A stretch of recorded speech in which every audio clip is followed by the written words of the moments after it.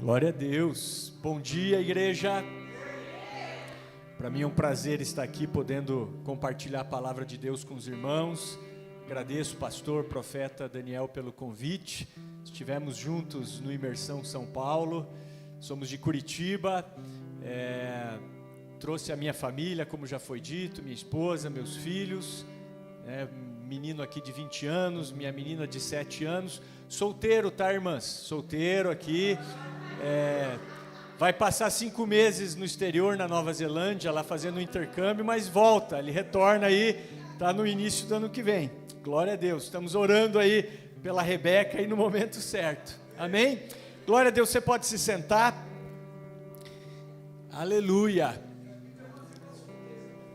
Glória a Deus. Amém. Então, irmãos, como eu disse, somos de Curitiba. Eu me converti em 1997, na época eu era atleta, eu jogava nas categorias de base do Curitiba Futebol Clube, me converti nessa época e Deus me chamou para o ministério, larguei o futebol, estou na mesma igreja há 29 anos, foi na Páscoa de 1997 e hoje eu sou o pastor principal da igreja, desde 2021, nós fomos ordenados em 2002, sou casado com a Marla há mais de 25 anos, casamos no ano de 2000, no dia 2 de dezembro, eu tinha 21 anos na época, ela tinha 17, nos conhecemos na nossa igreja, estamos firmes, pregando, anunciando, trabalhando aí na mesma igreja já há 29 anos, glória a Deus por isso, amém? Então vamos lá, sem demora, eu quero convidar você a ler comigo o texto que eu vou usar como base da mensagem nessa manhã, Lucas 24, de 13 a 34, se tiver aí a tradução NVT, nova versão transformadora, essa é a versão que eu vou usar. Então Lucas 24, de 13 a 34, Deus me deu essa mensagem alguns meses atrás, nós estávamos num culto de jovens ali na nossa igreja, e os irmãos do louvor, eles cantaram aquela música Emaús. E quando eu estava ali louvando naquela música, eu senti o Espírito Santo me dizendo assim, leia sobre o caminho de Emaús, a passagem de Emaús, que eu quero falar contigo. E no outro dia pela manhã, então, abri a Bíblia, li a passagem, foi como um download, Começou a vir ali a palavra de Deus, fiz algumas anotações manuscritas mesmo, tenho certeza que essa mensagem é para vocês aqui hoje também, amém? Então, como profeta do Senhor, hoje vai ter edificação, vai ter consolo e vai ter exortação também, amém? Que a profecia ela vem para quê? Ela vem para edificar, ela vem para consolar e ela vem para exortar. Então é isso que nós vamos ter nesta manhã, amém? Então está lá Lucas 24, a partir do versículo 13, já na tradução NVT. Então diz assim: naquele mesmo dia, 2 dos seguidores de Jesus caminhavam para o povoado de Emaús, a 11 quilômetros de Jerusalém. No caminho, falavam a respeito de tudo o que havia acontecido. Enquanto conversavam e discutiam, o próprio Jesus se aproximou e começou a andar com eles. Os olhos deles, porém, estavam como que impedidos de reconhecê-lo. Jesus lhes perguntou: sobre o que vocês tanto debatem enquanto caminham? Eles pararam com o rosto entristecido. Então um deles, chamado Cleopas, respondeu: você deve ser a única pessoa em Jerusalém que não sabe das coisas que aconteceram lá nos últimos dias. Que coisas? Perguntou Jesus. As coisas que aconteceram com Jesus de Nazaré, responderam eles. Ele era um profeta de palavras e ações poderosas aos olhos de Deus e de todo o povo. Mas os principais sacerdotes e outros líderes religiosos o entregaram para que fosse condenado à morte e o crucificaram. Tínhamos esperança de que ele fosse aquele que resgataria Israel. Isso tudo aconteceu há 3 dias. Algumas mulheres de nosso grupo foram até seu túmulo hoje bem cedo e voltaram contando uma história surpreendente. Disseram que o corpo havia sumido e que viram anjos que lhes disseram que Jesus está vivo. Alguns homens de nosso grupo correram até lá para ver e de fato, tudo estava como as mulheres disseram, mas não viram. Então Jesus lhes disse: como vocês são tolos, como custam a entender o que os profetas registraram nas Escrituras. Não percebem que era necessário que o Cristo sofresse essas coisas antes de entrar em sua glória? Então Jesus os conduziu por todos os escritos de Moisés e dos profetas, explicando o que as Escrituras diziam a respeito dele. Aproximando-se de Emaús, o destino deles, Jesus fez como quem seguiria a viagem. Mas eles insistiram: fique conosco esta noite, pois já é tarde. E Jesus foi para casa com eles. Quando estavam à mesa, ele tomou o pão e o abençoou. Depois partiu e lhes deu. Então os olhos deles foram abertos e o reconheceram. Nesse momento ele desapareceu. Disseram ao outro: não ardia o nosso coração quando ele falava conosco no caminho e nos explicava as Escrituras? E na mesma hora levantaram-se e voltaram para Jerusalém. Ali encontraram os 11 discípulos e os outros que estavam reunidos com eles, que lhes disseram: é verdade que o Senhor ressuscitou, ele apareceu a Pedro. Amém? Glória a Deus, irmãos. Bem, baseado nessa passagem, o tema da mensagem que eu quero compartilhar com vocês nessa manhã é restaurando a intimidade com o Senhor. Vocês sabem, nós estamos debaixo de uma palavra profética de que o ano de 2026 é o ano de maior intimidade com o Pai, com o Filho Jesus e com o Espírito Santo. Então Deus tem me dado muitas palavras a respeito da intimidade, e eu quero falar sobre isso, sobre restaurar a intimidade com o Senhor. Então hoje o que eu vou fazer é expor esse texto de Lucas 24, de 13 a 34 para vocês. Nós vamos ali caminhando praticamente versículo por versículo, e esse texto, para você entender, ele registra um acontecimento posterior à ressurreição do Senhor.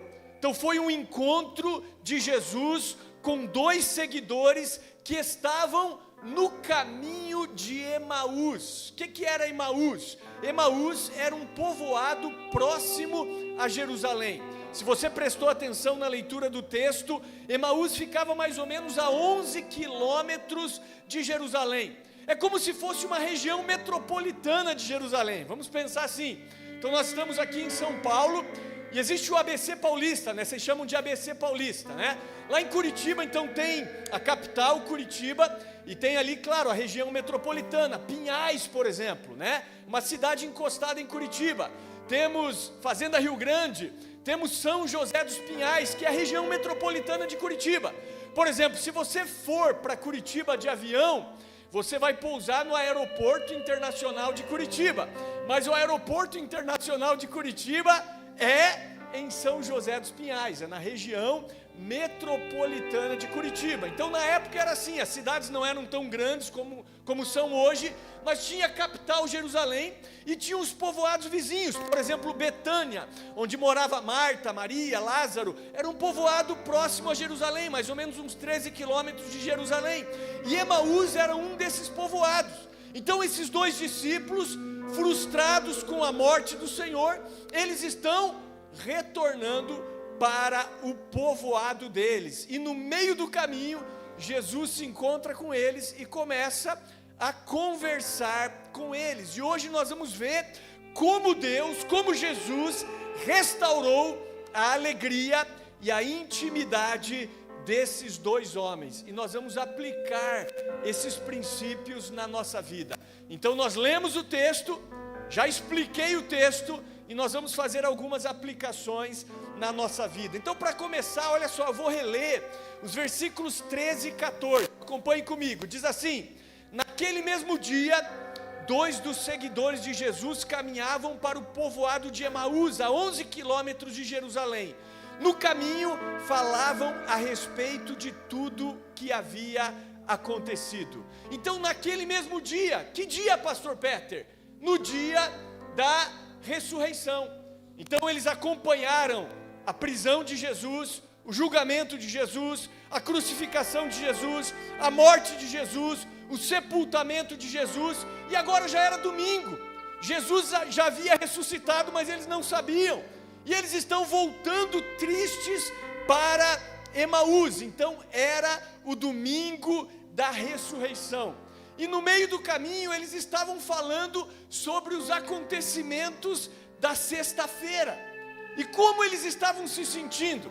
Como vocês acham que esses 2 discípulos de Jesus estavam se sentindo? Eles estavam frustrados, eles estavam tristes, eles estavam angustiados, eles estavam temerosos. Olha só o versículo 17, diz assim, quando Jesus já havia aparecido ali no meio deles, Jesus lhes perguntou: sobre o que vocês tanto debatem enquanto caminham?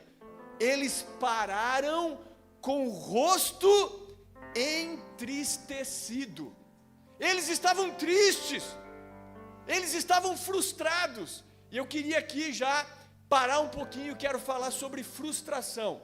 O que é uma frustração, meu querido, minha querida? Frustração é uma expectativa que não foi concretizada, é uma expectativa que não foi realizada. Então, quando você faz uma expectativa e essa expectativa ela é frustrada, o que acontece? Você fica triste, você fica triste, você fica abalado, você fica angustiado.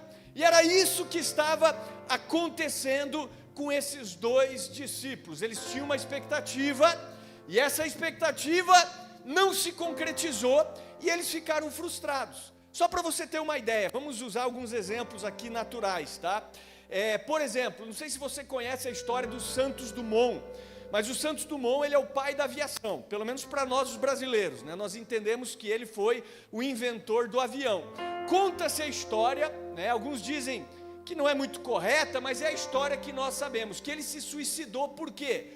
Porque quando ele viu o avião, que foi uma invenção sua, sendo usado como um recurso bélico, como um instrumento de guerra, matando pessoas, ele ficou tão decepcionado, tão frustrado, que ele tirou a sua própria vida.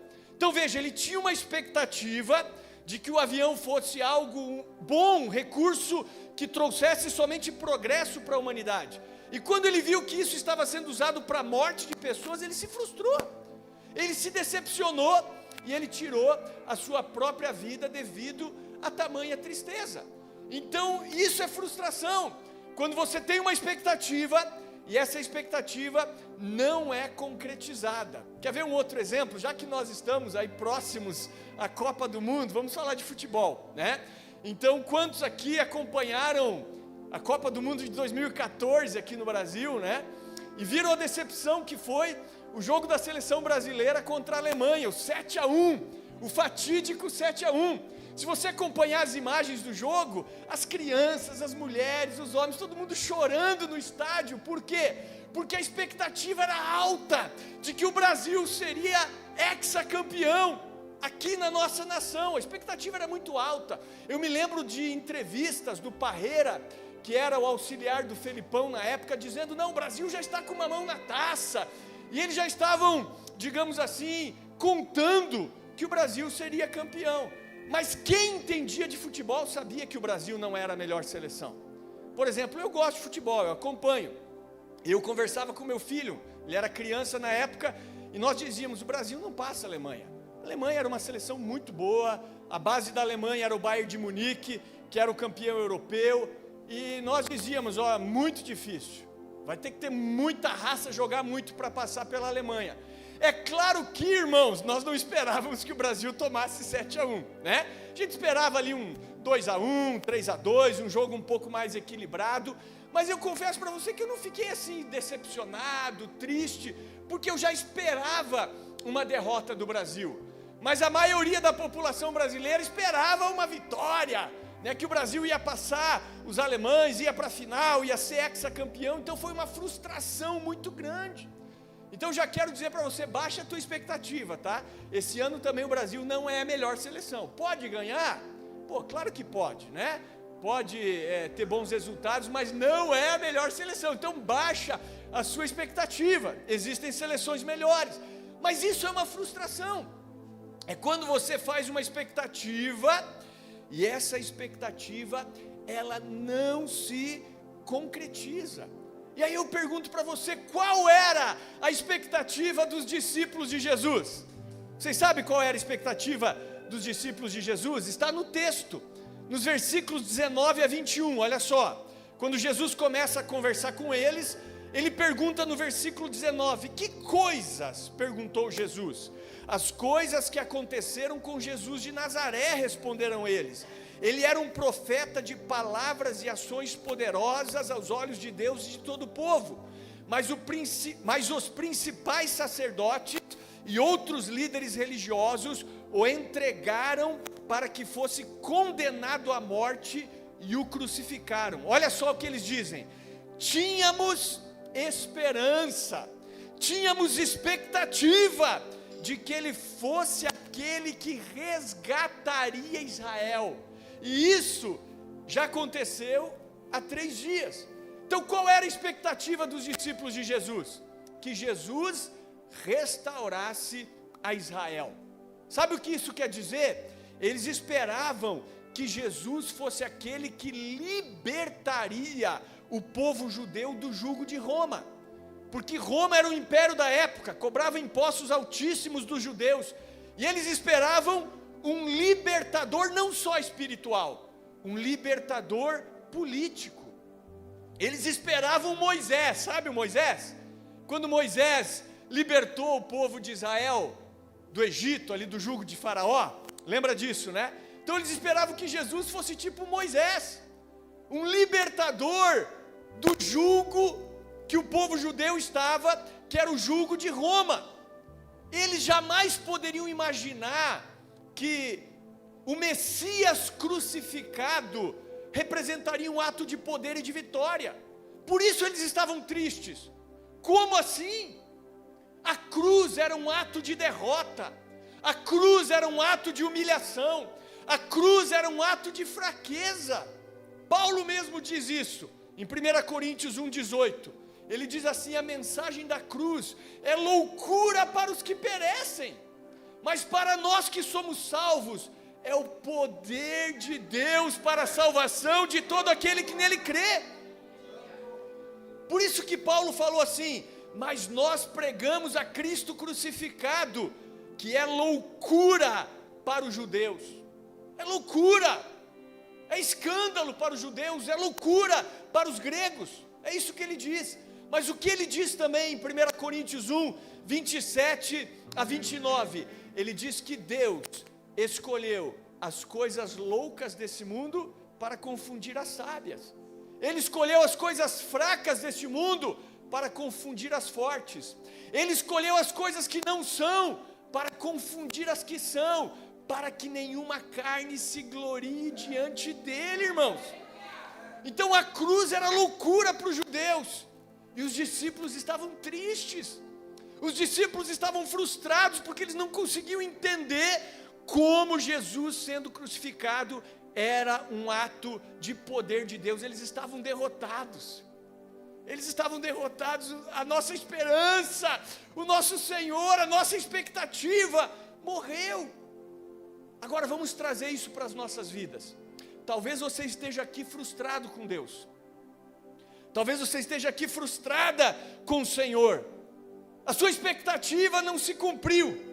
Sei lá, vou dar alguns exemplos aqui. Você orou, você clamou, você jejuou por alguém, e essa pessoa morreu. Você orou, você clamou, você jejuou, e você não passou na entrevista do emprego que você queria. Tua empresa faliu. Você orou, você jejuou, você trabalhou, você pregou, mas a sua mensagem foi desprezada. Quando eu penso nisso, eu me lembro de Jeremias, né? O profeta Daniel. Jeremias, quando Deus chama ele, já fala: você vai pregar e ninguém vai dar ouvido à tua mensagem. Eu fico imaginando, né? Um profeta saber: eu vou pregar e ninguém vai dar ouvidos. Ele pregou a vida inteira, foi fiel, e as pessoas rejeitaram a mensagem dele, muitas vezes se levantaram contra ele, enfim, foi uma vida toda de fidelidade, fazendo a vontade de Deus e não tendo o resultado talvez que ele esperava. Tanto é assim que ele ficou tão frustrado numa altura do ministério dele que ele amaldiçoou o dia do nascimento dele. Se você ler o texto lá é bem interessante, né? Me chama a atenção que ele chegou a amaldiçoar o homem que levou as novas para o pai dele, de que o pai dele seria pai de um menino. Ele diz: maldito seja o homem que levou a notícia para o meu pai, dizendo: ó, você vai ter um filho, um varão. Ele chegou a amaldiçoar esse cara, porque ele fala: minha vida é só sofrimento. Então nós, como profetas e pastores, também nos frustramos, sabia? Estava falando para o Daniel ontem que tivemos o Imersão Paraná, que durante 3 anos foi na nossa igreja.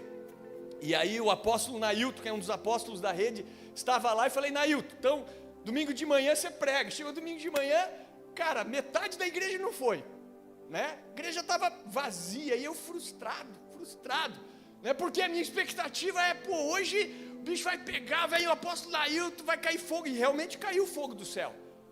Mas infelizmente metade da igreja não estava, e nós muitas vezes nos frustramos, e as coisas acontecendo, e eu estava triste. Por quê? Porque a minha expectativa era uma, mas a realidade foi outra.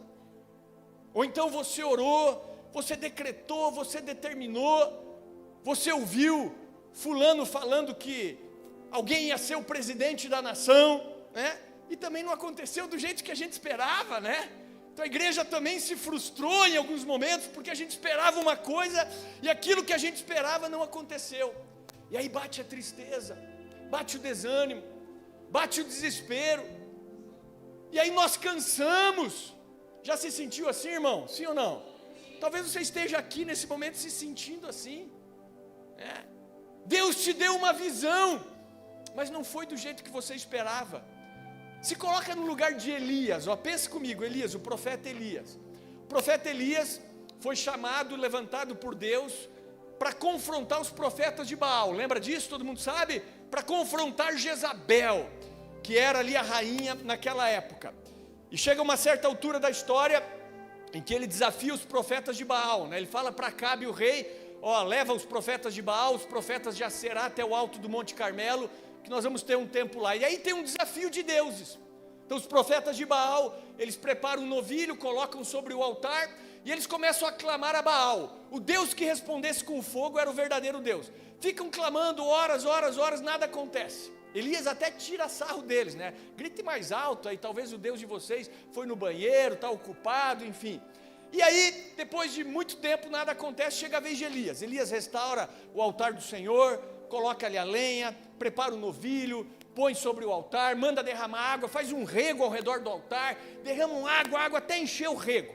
Aí ele faz uma oração simples, de apenas uma frase: desce fogo do céu, consome o animal, a lenha, as pedras, lambe a água, consome tudo. E o povo clama: só o Senhor é Deus, só o Senhor é Deus. Qual era a expectativa de Elias? Agora vem um avivamento sobre Israel, agora Acabe, Jezabel, todo mundo vai se converter. Mas não foi isso que aconteceu. Quando Jezabel fica sabendo através de Elias, ou melhor, através de Acabe, o que aconteceu, Jezabel manda um mensageiro para Elias, para dizer assim: que os deuses me castiguem com todo rigor, se amanhã essa hora eu não fizer com você o que você fez com os profetas de Baal. Elias fica frustrado, fica com medo, e aquele cara que fez fogo descer do céu, agora está fugindo de uma mulher. Por quê? Porque a expectativa dele foi frustrada, irmãos. Então sempre que a nossa expectativa é frustrada, é muito difícil. Nós queremos fugir, nós queremos nos esconder, nós queremos abandonar tudo. E assim estavam Cleopas e o seu companheiro, esses 2 discípulos de Jesus, frustrados, desanimados, temerosos, sentindo-se traídos. Com certeza eles se sentiam traídos por Jesus. Foi ele que falou que era o restaurador de Israel, e agora ele morreu, já fazem 3 dias. Estão voltando para Emaús, voltando para a velha vida. Igual Pedro, lembra de Pedro? Quando Pedro negou 3 vezes Jesus, e viu ali que ele tinha sido infiel também. Agora eu vou voltar a pescar. Pedro volta a pescar, abandona por um tempo o chamado dele para voltar a pescar. Então muitas vezes nós estamos assim, né? Vou voltar para a minha velha vida, vou voltar a fazer o que eu fazia, estou frustrado, estou decepcionado. Então se alguém aqui hoje está frustrado, decepcionado, desanimado com Deus, essa palavra é para você. Estou frustrado, estou desanimado, estou, triste com a igreja. Não, por favor, irmãos, me identifico muito com o Daniel aqui, também amo minha igreja, né? A gente vai em eventos, vai em outras igrejas, mas eu amo a minha igreja. Então isso é frustração, é o resultado de expectativas não concretizadas. Mas a boa notícia, sabe qual é? Jesus não deixou eles para lá, Jesus se aproximou deles. Amém, glória a Deus. Olha só, versículos 15 e 16, diz assim, ó: enquanto conversavam e discutiam, o próprio Jesus se aproximou e começou a andar com eles. Os olhos deles, porém, estavam como que impedidos de reconhecê-lo. Ou seja, Jesus não te abandonou. Jesus, ele vem ao teu encontro. O problema é que muitas vezes nós estamos cegos espiritualmente. Essa é a verdade. Sabe por quê? Porque o foco muitas vezes está nas circunstâncias.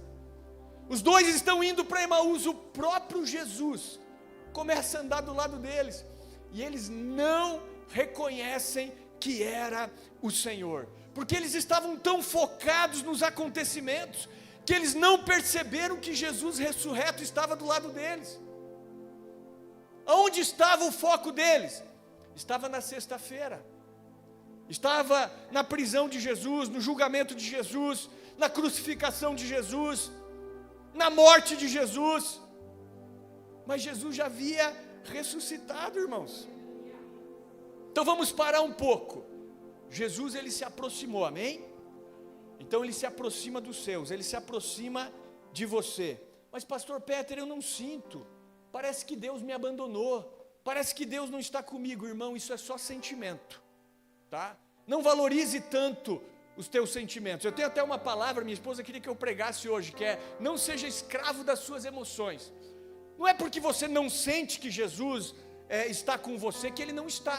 Sabia que para que você amadureça espiritualmente, muitas vezes Deus retira o sentimento da tua vida, para que você aprenda a viver pela fé. Quando nós somos novos convertidos, nós sentimos Deus, nós choramos mais, nós somos mais emocionais. Você pede um sinal para Deus: Deus, se o Senhor está comigo, que passe um jacaré cor-de-rosa aqui na frente da igreja. Passa 3, passa, porque Deus quer mostrar: eu sou contigo. Mas aí você vai amadurecendo, você vai crescendo na fé, Ele para de dar esses sinais, porque é pela fé, não é por vista, não é por sentimento.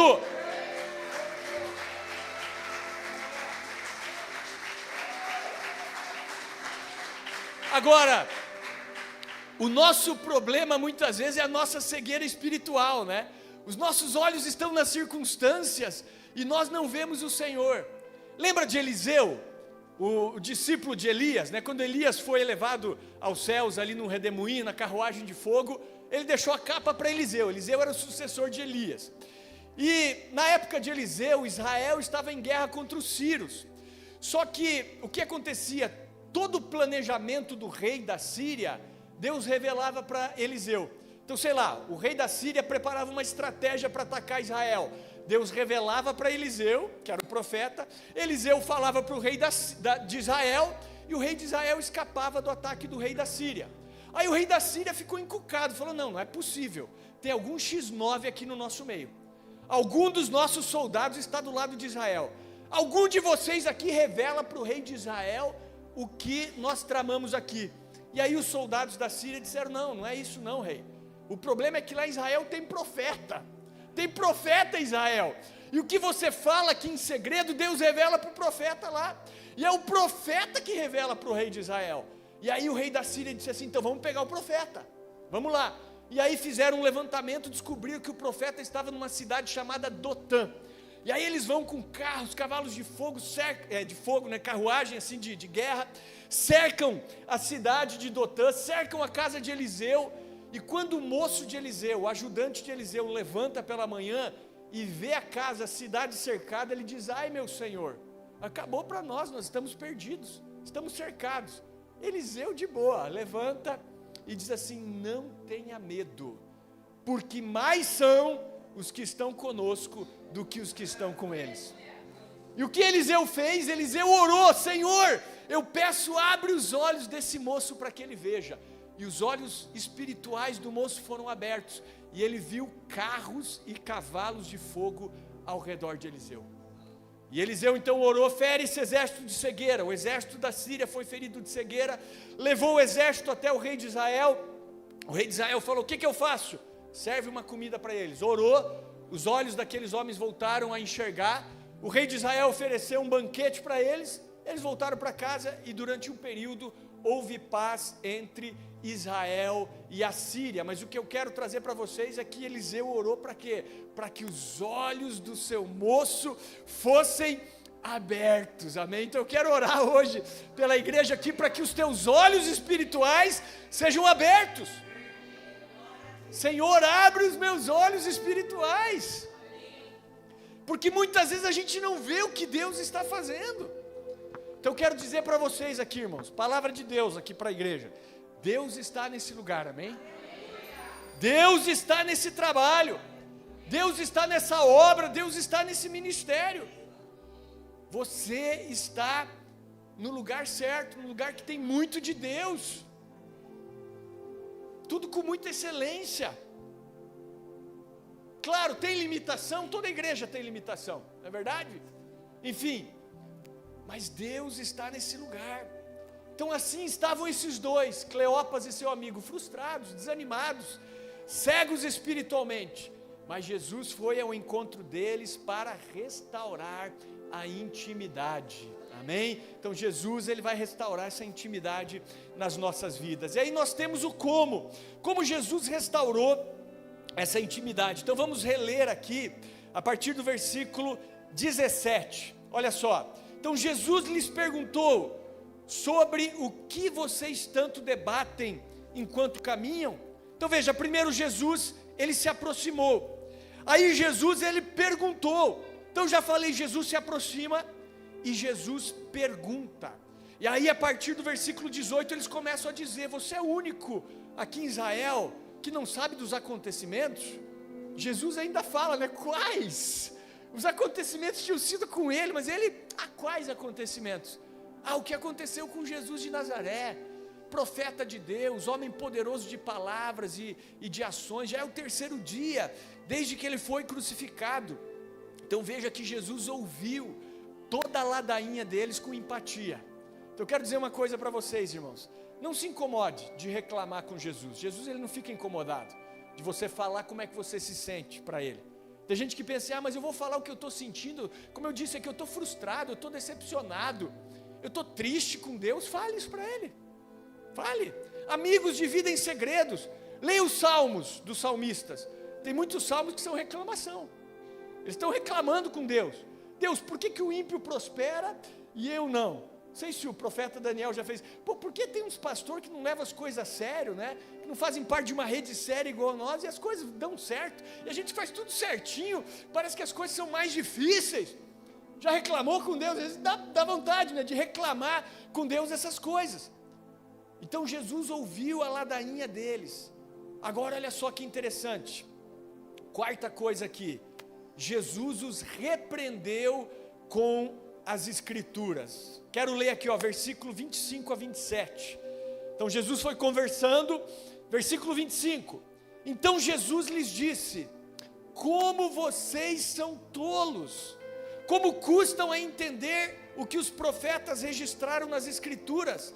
Não percebem que era necessário que o Cristo sofresse essas coisas antes de entrar em sua glória? Então Jesus os conduziu por todos os escritos de Moisés e dos profetas, explicando o que as escrituras diziam a respeito dele.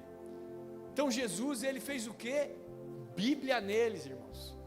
Bíblia.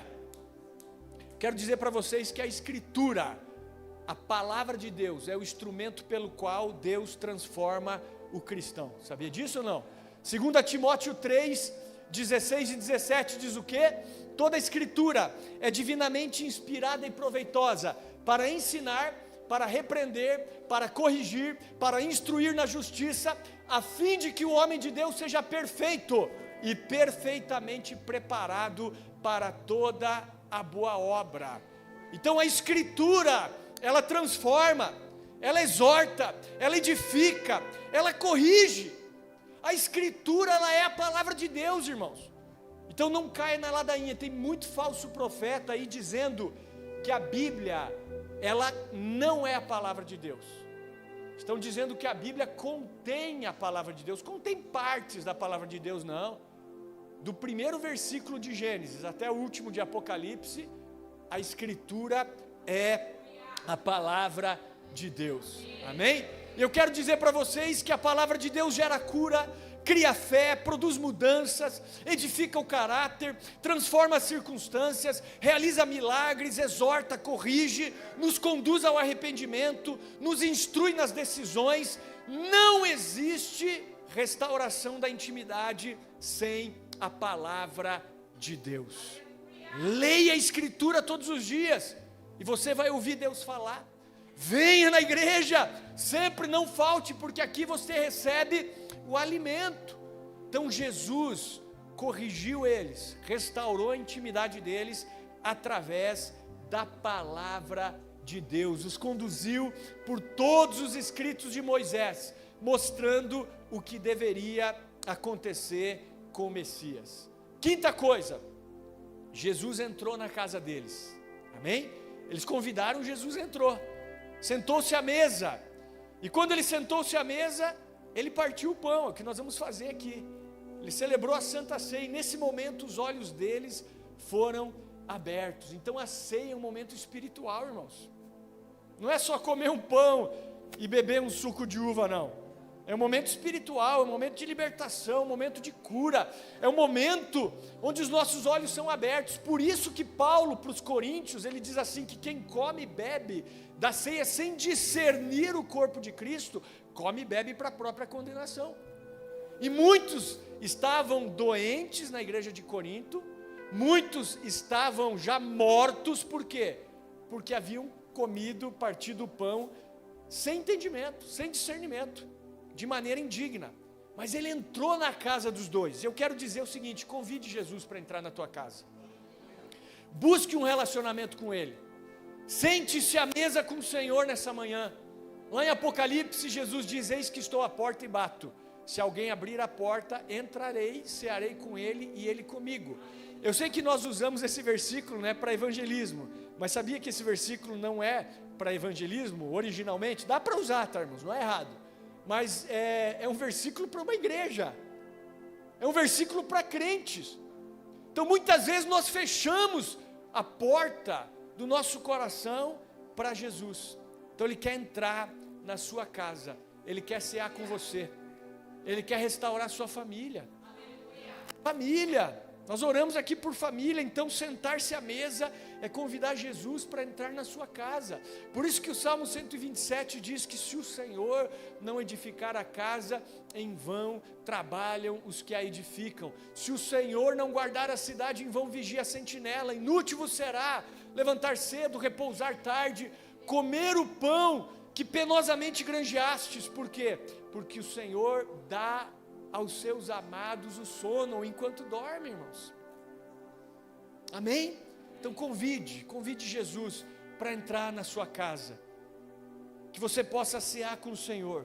Então finalizo esse momento revendo aqui os pontos. Então primeira coisa, frustração. Você entendeu o que é uma frustração, né? Talvez você esteja aqui frustrado, então hoje é dia de restauração. Segunda coisa, a cegueira espiritual daqueles dois. Então vamos orar para que Deus abra os nossos olhos. Terceira coisa, Jesus se aproxima, Ele pergunta, Ele ouve, Ele repreende com a palavra, e Ele entra na casa deles ao ser convidado. E é por isso que eu quero orar por vocês na manhã de hoje, em nome de Jesus. Amém? Vamos ficar de pé. Tem tempo de orar aqui? Amém? Glória a Deus. Quero que você feche os teus olhos. Eu quero que você reflita sobre isso que foi dito. E talvez você esteja aqui precisando que a sua comunhão com o Senhor seja restaurada. Ou então você entrou aqui nessa manhã e você ainda não tem essa vida com Deus, ainda não entregou a sua vida ao Senhor. Esse é o momento de você abrir o seu coração. O Senhor está batendo na sua porta, Ele quer entrar, Ele quer cear com você. Então, se você está frustrado, frustrada com alguma situação da sua vida, entregue a Ele.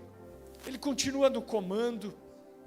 Todas as coisas contribuem para o bem daqueles que amam a Deus e são chamados segundo o seu propósito. Mas nós queremos orar para que os olhos espirituais da igreja, os teus olhos espirituais, sejam abertos, para que você veja. Se você quiser, rapidamente, sai do teu lugar, vem aqui à frente, vamos orar juntos aqui, para que haja uma liberação, para que os teus olhos espirituais sejam abertos. Sai do teu lugar, vem aqui, vamos orar juntos aqui, não demore.